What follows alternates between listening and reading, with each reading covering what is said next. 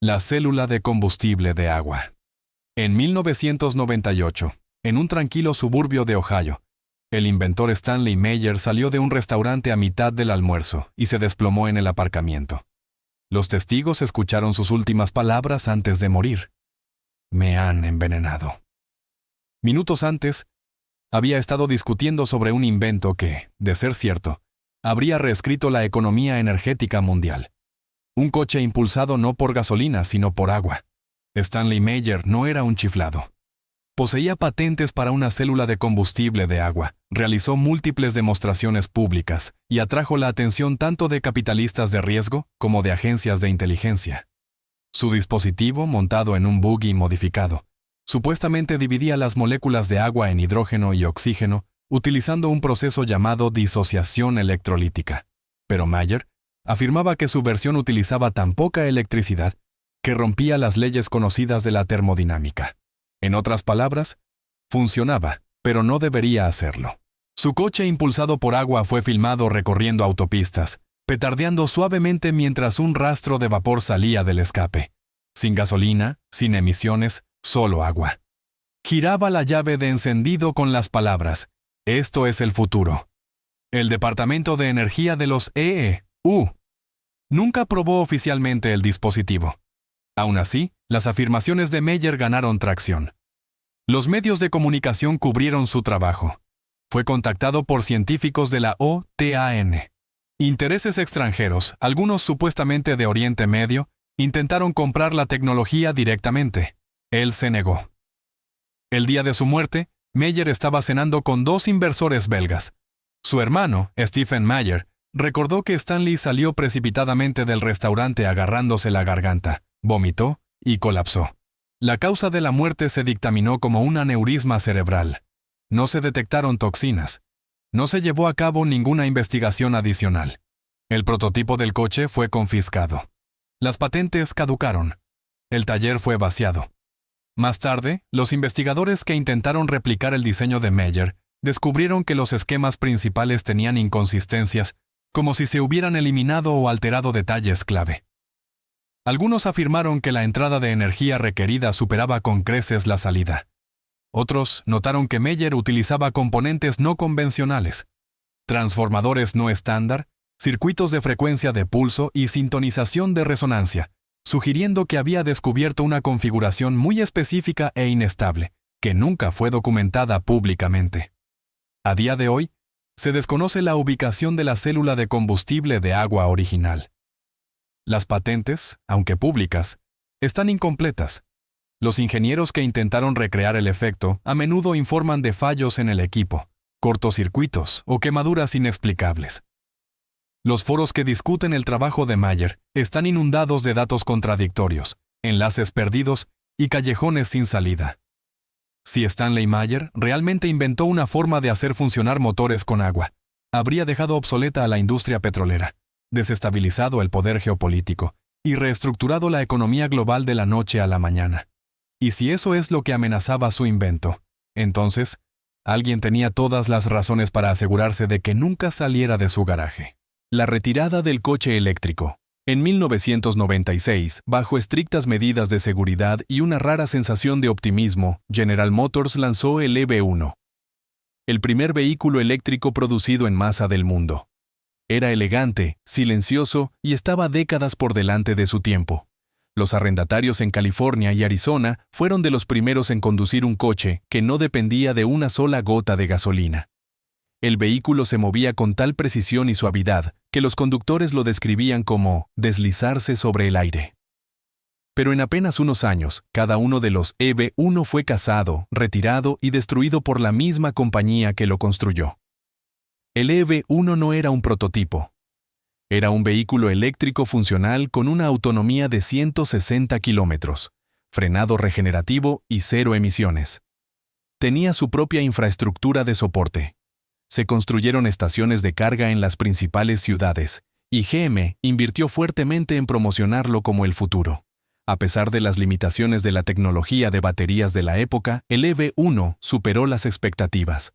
Los conductores lo adoraban. Había listas de espera para nuevos arrendamientos.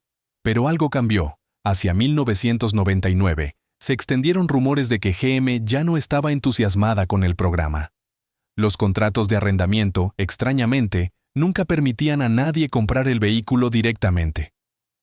En 2002, GM comenzó a recuperar sistemáticamente todos los EV1, incluso de conductores satisfechos dispuestos a pagar para quedárselos. Algunos se resistieron. Unos pocos incluso ofrecieron comprar sus coches al precio total de mercado.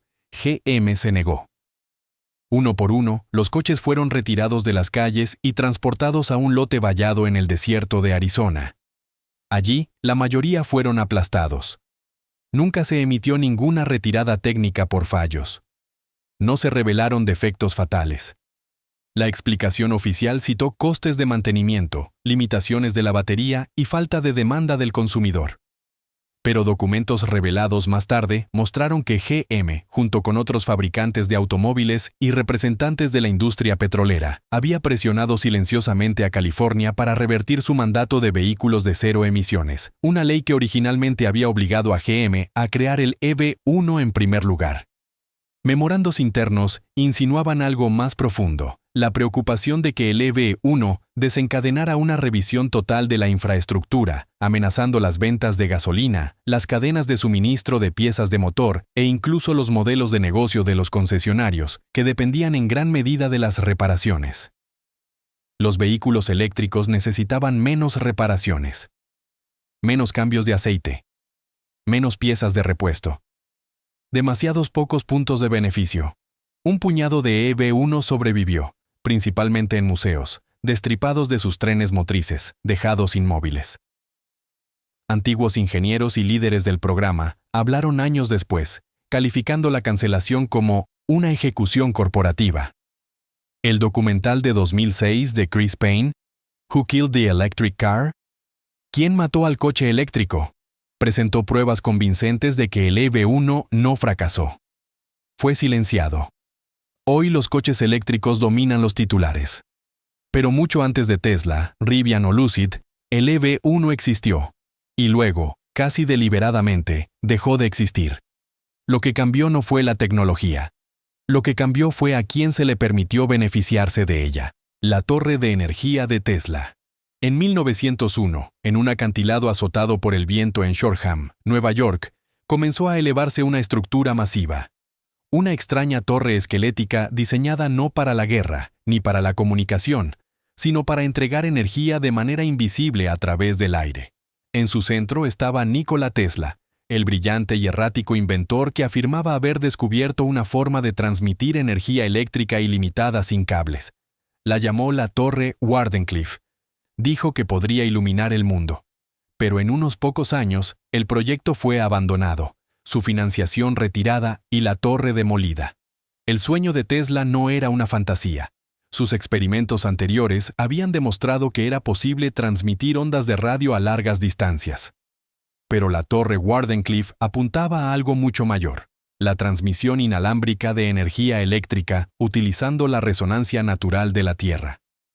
La cúpula de cobre de la torre, las varillas de conexión a tierra enterradas y las bobinas de alto voltaje no eran simples curiosidades arquitectónicas. Estaban cuidadosamente sintonizadas con las teorías de Tesla sobre la vibración planetaria. Su visión era simple, aterradora y revolucionaria. Una red global de torres, transmitiendo electricidad gratuita a cualquier receptor en el planeta. Sin cables. Sin compañías eléctricas. Sin contadores. Sin control. Inicialmente financiado por JP Morgan, el proyecto estaba envuelto en misterio. Tesla habló públicamente sobre el envío de mensajes a través del Atlántico, incluso comunicándose con Marte. Pero en privado, reveló a Morgan que su verdadero objetivo era eludir toda la industria energética centralizada.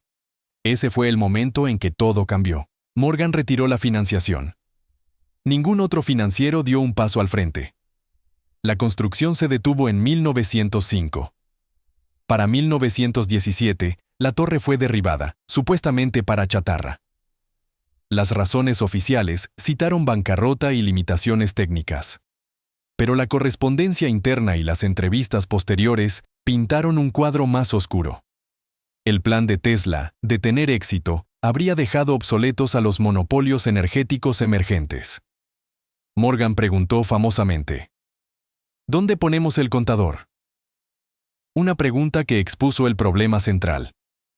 La energía sin beneficio era una amenaza, no un avance. Los cuadernos de Tesla de la era Wardenclyffe desaparecieron tras su muerte. Algunos fueron supuestamente incautados por la Oficina de Propiedad Alienígena de los Estados Unidos, aunque ninguno involucraba a ciudadanos extranjeros. Otros fueron subastados silenciosamente o nunca se volvieron a ver. Los diagramas restantes más completos insinúan un sistema funcional, uno que todavía no entendemos completamente. Décadas más tarde, los ingenieros modernos que intentan recrear el diseño encuentran fallos inexplicables.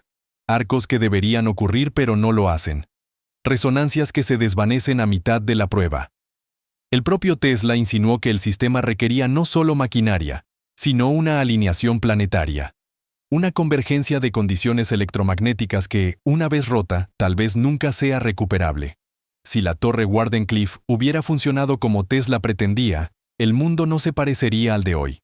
La era de los cables, las baterías y las redes de combustibles fósiles podría no haber comenzado nunca, pero la torre fue desmantelada y, con ella, la única oportunidad que la humanidad pudo haber tenido de obtener energía sin cadenas. La bombilla eterna. En una estación de bomberos en Livermore, California, una sola bombilla ha estado brillando desde 1901. Apodada la bombilla centenaria, cuelga silenciosamente del techo, emitiendo una suave luz ámbar las 24 horas del día. La bombilla ha sobrevivido a guerras mundiales, terremotos y revoluciones tecnológicas. Ha sobrevivido a todos los demás dispositivos del edificio. Lo más asombroso es que todavía funciona, más de 120 años después. Este pequeño objeto, apenas notado por el mundo, podría ser la evidencia más fuerte de una verdad que pocos se atreven a decir en voz alta. Que una vez fuimos capaces de construir cosas para durar para siempre, y luego elegimos no hacerlo. Fabricada por la Shelby Electric Company a finales del siglo XIX, la bombilla fue creada usando una envoltura de vidrio soplado a mano, bobinas de filamento gruesas y materiales que las bombillas modernas ya no incluyen. Los científicos que examinan su longevidad señalan el filamento, basado en carbono y de combustión lenta, a diferencia de los diseños modernos de tungsteno que arden más brillante pero fallan más rápido. Y sin embargo, la bombilla centenaria no es una anomalía única. A principios del siglo XX, otras bombillas de la misma época duraron décadas. Algunas permanecieron encendidas durante más de 60 años en fábricas y minas. Pero algo cambió en la década de 1920. Ese cambio tenía un nombre: el Cártel Phoebus. En 1924, se formó una alianza secreta entre los mayores fabricantes de bombillas del mundo: General Electric, Philips, Osram y otros. Su objetivo no era mejorar la bombilla, sino limitar su vida útil. Documentos descubiertos más tarde revelaron que el cártel acordó limitar artificialmente la longevidad de las bombillas a 1000 horas. Los ingenieros que presentaban bombillas que duraban más eran reprendidos. Los diseños fueron alterados deliberadamente. El resultado fue una forma temprana y poderosa de obsolescencia programada. Los clientes se verían obligados a comprar más bombillas, con más frecuencia.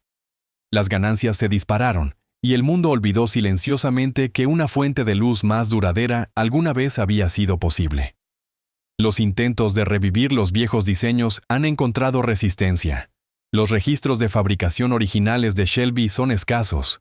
Los laboratorios que aplicaron ingeniería inversa a la composición de la bombilla centenaria descubrieron una fórmula incompatible con los métodos modernos de producción en masa, no porque los materiales sean raros, sino porque no se alinean con las cadenas de suministro y los modelos de negocio construidos sobre el reemplazo constante. La bombilla centenaria sigue brillando. Tiene su propia transmisión por cámara web en vivo, observada por miles que se maravillan de su resistencia. Pero su existencia plantea una pregunta escalofriante. Si una vez supimos cómo construir algo para durar más de un siglo, ¿qué más hemos aprendido y luego enterrado en nombre del control? El limpiador de aire oriental. A principios de la década de 1990, en lo profundo de las zonas industriales en ruinas de la Europa del Este postsoviética, Un equipo de ingenieros presentó una máquina que prometía hacer de la contaminación del aire algo del pasado. Desarrollado en secreto por un grupo de ex-científicos militares en las afueras de Cracovia, Polonia, el dispositivo era pequeño, cuadrado y completamente silencioso. Podía purificar el aire de una habitación entera en minutos, no solo de polvo o humo, sino de productos químicos industriales tóxicos, virus aerotransportados y contaminantes microscópicos hasta el nivel atómico. El prototipo funcionaba utilizando un tipo de filtración de plasma frío combinado con un campo electrostático que alteraba la carga de las partículas en el aire. A medida que los contaminantes pasaban por el dispositivo, no eran simplemente capturados, eran deconstruidos. Sus enlaces moleculares se rompían sin liberar emisiones secundarias. No necesitaba reemplazos de filtro. Usaba casi nada de energía. Y funcionaba. Las demostraciones asombraron a los probadores independientes. En una prueba, la máquina eliminó formaldehído y benceno de una cámara sellada en 11 minutos. En otra, redujo la contaminación por PM2.5 en un almacén en un 98,6% en una hora. El equipo presentó sus hallazgos a gobiernos regionales y grupos ambientales internacionales. Las reacciones iniciales fueron entusiastas. Un funcionario supuestamente la llamó la tecnología ambiental más disruptiva de la década. Pero en cuestión de semanas, el proyecto fue cerrado silenciosamente. Las razones eran vagas: complicaciones burocráticas, problemas de patentes, falta de certificaciones de cumplimiento industrial. Pero detrás de escena, el equipo informó de encuentros cada vez más hostiles. Su ingeniero jefe fue interrogado durante una parada aduanera. Cajas de envío que contenían nuevas unidades desaparecieron durante el tránsito. Los contratos de financiación fueron revocados repentinamente y se ordenó a los laboratorios cesar toda colaboración. Para 1994, la empresa de desarrollo había cerrado. El equipo central se dispersó por toda Europa. Años más tarde, un miembro afirmó anónimamente que un sindicato corporativo, con vínculos con fabricantes de climatización, HVAC, y compañías petroquímicas, había comprado las acciones restantes y enterrado el proyecto bajo capas de propiedad fantasma. No queda ningún prototipo funcional en manos públicas. Los intentos de reproducir el sistema utilizando los esquemas supervivientes han fallado. Los investigadores dicen que faltan elementos clave, particularmente detalles que involucran la cámara de ignición de plasma y los armónicos de frecuencia. Hay rumores de que ciertos materiales utilizados en la construcción original fueron restringidos después de 1995, citando preocupaciones de doble uso bajo las leyes de exportación europeas. Extrañamente, algunos documentos supervivientes enumeran aplicaciones médicas para la tecnología, sugiriendo que podría esterilizar habitaciones de hospital, neutralizar patógenos aerotransportados y suprimir la transmisión de brotes virales. Ninguno de esos usos fue explorado jamás. En un mundo asfixiado por el smog urbano, viviendo pandemias respiratorias y luchando contra tasas crecientes de asma, la ausencia de una tecnología como esta se siente menos como una pérdida y más como un borrado. Si alguna vez tuvimos la llave para limpiar el aire completamente, ¿por qué nos la quitaron? Y, lo que es más importante, ¿quién decidió que no se nos permitía respirarlo? El motor de energía de vacío. En 1983, en un tranquilo suburbio de Toronto, un ingeniero independiente llamado Troy Hurtubise afirmó haber construido un pequeño motor que podía funcionar indefinidamente, no con combustible, electricidad o combustión, sino mediante la manipulación controlada de la presión de vacío. El prototipo, una curiosa caja de bobinas de cobre, imanes y placas de titanio, no era más grande que una caja de zapatos. Cuando se activaba, emitía un suave zumbido y comenzaba a rotar un volante conectado sin ninguna fuente de energía externa. Era, según su creador, un generador de energía autosostenible, y aterrorizó a todos los que lo vieron funcionar. Hurtubise no tenía respaldo corporativo, ni afiliación universitaria, ni equipo legal. Lo que sí tenía era una obsesión con los campos magnéticos y una comprensión profundamente poco ortodoxa de la física. Llamó a su creación el motor luz de ángel, Angel Light, un término inspirado en su creencia de que aprovechaba fuerzas naturales aún no comprendidas por la ciencia convencional. lo construyó usando componentes de tiendas de excedentes militares y máquinas de resonancia magnética desechadas. Para la mayoría, parecía un extraño proyecto de feria de ciencias. Pero cuando invitó a periodistas e ingenieros a observar, sucedió algo inexplicable. El motor se encendió y no se detuvo. Los testigos informaron que el dispositivo no solo se alimentaba a sí mismo, sino que podía producir suficiente torque para impulsar sistemas mecánicos. Urtubise afirmó que el motor funcionaba creando una cámara de inversión de vacío, donde campos magnéticos opuestos generaban una presión diferencial constante, imitando la energía de vacío que se cree que existe en el espacio profundo. Era, en esencia, una máquina que tomaba energía prestada de la nada y devolvía más de lo que tomaba. Poco después de su demostración pública, Urtubise fue visitado por lo que describió como hombres de traje. Fue interrogado sobre sus antecedentes, la fuente de sus materiales y si tenía la intención de vender o patentar el invento.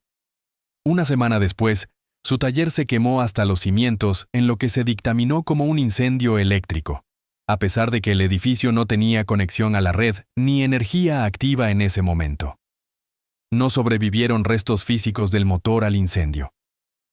Urtubise intentó reconstruirlo, pero informó de una vigilancia creciente, interferencias con sus envíos y vandalismo repetido. Se retiró de la vista pública, reapareciendo más tarde con nuevos inventos, incluyendo armaduras a prueba de balas y dispositivos electromagnéticos, pero nunca volvió a hablar del motor de vacío. En 2018, murió en un misterioso accidente de un solo vehículo. Los escépticos descartan la historia como pseudociencia clásica, un inventor demasiado ambicioso persiguiendo una física imposible. Pero otros señalan la consistencia de sus afirmaciones, los relatos corroborados de los testigos y el momento sospechoso del incendio. El motor de vacío nunca recibió un análisis formal, pero su recuerdo permanece como un símbolo de lo que podría haber sido. Una fuente de energía sin contaminación, sin infraestructura, sin control. Si la energía de vacío realmente existe, y si alguien alguna vez aprendió a aprovecharla, ¿qué pasaría con cada industria construida sobre la escasez? ¿Qué sucede cuando la energía se vuelve gratuita e imparable? La batería infinita. En 1973, un ingeniero aeroespacial retirado llamado Carl Kordesh presentó un prototipo de batería tan duradera que amenazaba con dejar obsoletas industrias enteras. Diseñada inicialmente para su uso en radios militares de largo alcance y satélites, la unidad era un híbrido de tecnología alcalina y de célula de combustible de hidrógeno, una fuente de energía capaz de funcionar continuamente hasta por 50 años sin necesidad de reemplazo o recarga. Era ligera, recargable y sorprendentemente eficiente. Pero después de unas pocas pruebas discretas y una cobertura de prensa apagada, el proyecto fue enterrado bajo décadas de silencio. Kordesh ya había sido fundamental en el desarrollo de la primera batería alcalina y había trabajado en las primeras células de combustible para la NASA. Su avance provino de fusionar la estabilidad química del dióxido de manganeso alcalino con un sistema de hidrógeno de circuito cerrado, permitiendo que la batería se regenerara a sí misma durante la operación. A diferencia de las baterías de iones de litio, que se degradan con el tiempo y requieren una minería costosa y peligrosa para obtener materiales, el diseño de Kordesh utilizaba elementos comunes y piezas móviles mínimas. Generaba una corriente continua, incluso cuando estaba inactiva, y podía funcionar en temperaturas extremas. Cuando presentó la batería a los reguladores de energía y socios corporativos, la respuesta fue tibia. Un representante de un importante fabricante de electrónica supuestamente dijo: «Esta batería duraría más que cualquiera de nuestros productos. Eso no es sostenible para nosotros». No se firmó ningún acuerdo de licencia. No se otorgaron más contratos de prueba. Y a pesar de su potencial para revolucionar la electrónica personal, el transporte e incluso los viajes espaciales, el diseño fue archivado. Documentos del archivo personal de Kordesh, hechos públicos más tarde por su patrimonio, mostraron que había presentado la tecnología a múltiples gobiernos y corporaciones. La mayoría de las reuniones terminaron de la misma manera. Interés, seguido de silencio. Se le animó a volver a centrarse en soluciones más comercialmente viables, lo que significaba productos que necesitarían reemplazo regular. Los intentos de patentar el sistema de regeneración completo se estancaron bajo reclamos de insuficiente aplicabilidad industrial. En 1982, un inversor privado intentó relanzar la batería bajo una nueva compañía, prometiendo energía para toda la vida. En 6 meses, la startup colapsó. Nunca se produjeron unidades a escala. Los prototipos restantes, guardados en almacenamiento, fueron confiscados más tarde durante una inspección regulatoria para revisión de cumplimiento. Nunca fueron devueltos. Hoy, la mayoría de la tecnología de baterías permanece atrapada en ciclos de obsolescencia programada. Teléfonos, vehículos eléctricos y herramientas eléctricas requieren recargas o reemplazos frecuentes. Y detrás de cada ciclo hay una montaña de desechos electrónicos, minería tóxica y márgenes de beneficio que dependen del fallo. ¿Y si ese ciclo nunca fue necesario? ¿Y si ya habíamos inventado la batería perfecta y luego la enterramos porque la perfección era demasiado peligrosa para vender? El motor de impulso magnético. A finales de la década de 1970, un físico modesto llamado Howard Johnson presentó una patente que más tarde sería llamada imposible, indemostrable y por algunos deliberadamente suprimida. Su afirmación era indignante, que había desarrollado un motor magnético capaz de movimiento continuo sin combustible, combustión o electricidad. El motor, impulsado únicamente por campos magnéticos repelentes, podía rotar indefinidamente una vez arrancado. En 1980, para asombro de muchos, la Oficina de Patentes de EEUU otorgó la patente número 4.151.431 para un motor de imán permanente. Entonces, tan rápido como surgió, la historia desapareció. El diseño de Johnson era engañosamente simple. Una matriz de imanes permanentes curvos dispuestos a lo largo de un estator, interactuando con imanes igualmente precisos en un rotor. A medida que los imanes pasaban unos junto a otros, creaban un empuje en cascada, una secuencia de fuerza rotacional que parecía, al menos en la demostración, sostener el movimiento sin entrada externa. Los escépticos lo llamaron un truco. Los ingenieros insistieron en que violaba la segunda ley de la termodinámica. Pero Johnson mantuvo que el motor no creaba energía. Simplemente liberaba energía potencial ya almacenada dentro de los campos magnéticos. Lo demostró en privado a periodistas, físicos e inversores. Algunos creyeron. Otros se burlaron. En lo que todos estuvieron de acuerdo fue en esto. El diseño no se comportaba como ninguna máquina conocida. La respuesta de la comunidad científica fue rápida y fría. Las principales revistas se negaron a publicar sus hallazgos. Los laboratorios que intentaron replicar su trabajo fracasaron o informaron de interferencias inexplicables en sus configuraciones, interrupciones del campo magnético, desmagnetización espontánea o inestabilidad en el movimiento. Algunos especularon que el motor requería materiales o alineaciones tan precisas que la replicación era imposible sin acceso al taller original de Johnson. A medida que crecía el interés, Johnson se encontró bajo una presión cada vez mayor. Surgieron desafíos legales con respecto al alcance de su patente. Varias compañías que expresaron interés en licenciar el diseño se retiraron abruptamente. Un colaborador informó que se hicieron ofertas para comprar y enterrar la patente por una suma que aseguraría el silencio de Johnson. Él se negó. A finales de la década de 1980, Johnson se quedó sin fondos. Su salud declinó. Dio menos entrevistas.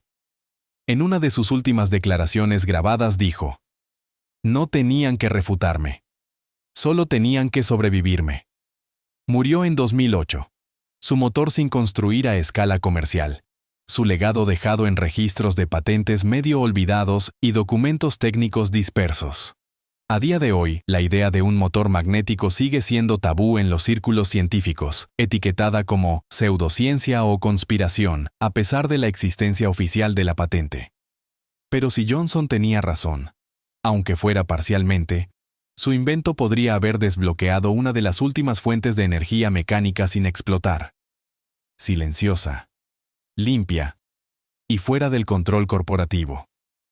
Así que la pregunta sigue siendo: ¿su motor realmente rompió las leyes de la física o rompió algo más sagrado? Las leyes del beneficio. El convertidor de combustible de basura. En 2003, en lo profundo de un almacén en las afueras de São Paulo, Brasil, un pequeño grupo de ingenieros presentó un prototipo que creían que acabaría con dos crisis globales a la vez: la escasez de energía y la contaminación por residuos. Su invento, aproximadamente del tamaño de un contenedor de envío, podía convertir la basura doméstica cotidiana en combustible de alto grado y combustión limpia. Sin humo, sin emisiones, sin subproductos tóxicos. Solo basura entra, gasolina sale. El proceso que utilizaban era una innovación estrictamente guardada basada en la despolimerización térmica, mejorada por catalizadores patentados y cámaras de alta presión. A diferencia de la incineración o la pirólisis básica, su sistema podía descomponer material orgánico y sintético a nivel molecular, reensamblando cadenas de carbono en combustible utilizable con una eficiencia de conversión superior al 80%. Zapatos viejos, botellas de plástico, incluso desperdicios de comida, todo podía convertirse en combustible líquido transparente indistinguible de la gasolina comercial. Llamaron a su proyecto Proyecto Gaia. Las primeras demostraciones captaron la atención de políticos locales, grupos ambientales y medios internacionales. Una prueba alimentó un generador diésel durante 48 horas utilizando nada más que combustible derivado de basura urbana mixta. Otra produjo combustible más limpio que el que pasaba los estándares regulatorios de Brasil. La tecnología no solo era prometedora, estaba funcionando. Y entonces, de repente, desapareció. 2 meses después de que un segmento de noticias viral se emitiera en una cadena nacional, la instalación fue allanada. Los funcionarios citaron violaciones de licencias de procesamiento ambiental. La maquinaria fue confiscada para inspección. Los permisos fueron suspendidos. No se realizaron arrestos. No se presentaron cargos. Y no se dio ninguna explicación. Los ingenieros detrás del proyecto Gaia desaparecieron del ojo público. Se informó que uno se había trasladado a Uruguay. Otro apareció más tarde trabajando en desarrollo de software no relacionado. Las solicitudes de entrevistas fueron rechazadas. Los intentos de localizar el prototipo confiscado se encontraron con documentos redactados y callejones sin salida regulatorios. Una solicitud de libertad de información presentada por un periodista independiente años más tarde descubrió memorandos internos entre agencias gubernamentales y empresas de energía privadas. Un memorando, fechado semanas antes de la redada, advertía de dispositivos de síntesis de combustible disruptivos que representan una amenaza para la infraestructura existente. Otro sugería estrategias de contención para tecnologías que eludían los modelos de refinación tradicionales. Hoy, el problema de los residuos no ha hecho más que crecer en gravedad. Los vertederos se desbordan. El plástico asfixia los océanos. Y los precios de la energía siguen subiendo. Sin embargo, pocos recuerdan la máquina brasileña que parecía resolver ambos problemas. Los escépticos dicen que el sistema probablemente tenía fallos no revelados, que escalar el proceso podría haber introducido emisiones peligrosas o reacciones inestables. Pero la ausencia de datos, el silencio de sus creadores y la supresión rápida y completa de un prototipo funcional plantean preguntas más oscuras. ¿Y si la basura pudiera ser oro? ¿Y alguien decidió que el mundo no estaba listo para ese tipo de alquimia? El escáner de predicción de enfermedades. En 2009, en un modesto laboratorio de investigación médica en Ginebra, un grupo de ingenieros biomédicos desarrolló un dispositivo diferente a todo lo visto en los diagnósticos convencionales. Aproximadamente del tamaño de una caja de zapatos, este prototipo podía escanear el campo electromagnético de una persona y detectar anomalías celulares mucho antes de que aparecieran los síntomas. No dependía de rayos X, muestras de sangre o resonancias magnéticas. En cambio, mapeaba firmas de biofrecuencia, comparándolas con una vasta base de datos de marcadores de enfermedades. Los resultados, en las primeras pruebas, fueron sorprendentemente precisos. El equipo detrás del proyecto lo llamó Neuroscope. En ensayos clínicos con pacientes terminales, el dispositivo identificó consistentemente la presencia de crecimientos malignos semanas, y en algunos casos, meses antes de que fueran visibles a través de imágenes. Para trastornos neurológicos, detectó Parkinson y Alzheimer en etapa temprana, basándose en cambios sutiles en la resonancia neuronal. En entornos controlados, incluso señaló condiciones crónicas en sujetos que aún no habían sido diagnosticados formalmente. El principio subyacente no era completamente nuevo. Durante décadas, investigadores marginales habían especulado que el cuerpo humano emite un campo electromagnético único influenciado por su salud interna, pero el Neuroscope fue el primero en cuantificar e interpretar esas frecuencias, utilizando aprendizaje automático, biorretroalimentación y sensores ultrasensibles capaces de registrar desviaciones en los patrones armónicos del cuerpo. Hospitales en Suiza y Alemania comenzaron a solicitar silenciosamente unidades piloto. La Organización Mundial de la Salud tomó nota. Un ejecutivo farmacéutico, al que se le mostró una demostración, supuestamente preguntó: si esto funciona, ¿por qué alguien necesitaría exámenes de rutina? Esa pregunta pudo haber sellado el destino del dispositivo. Semanas después, la licencia de investigación de la compañía fue suspendida en espera de una investigación sobre irregularidades en los datos.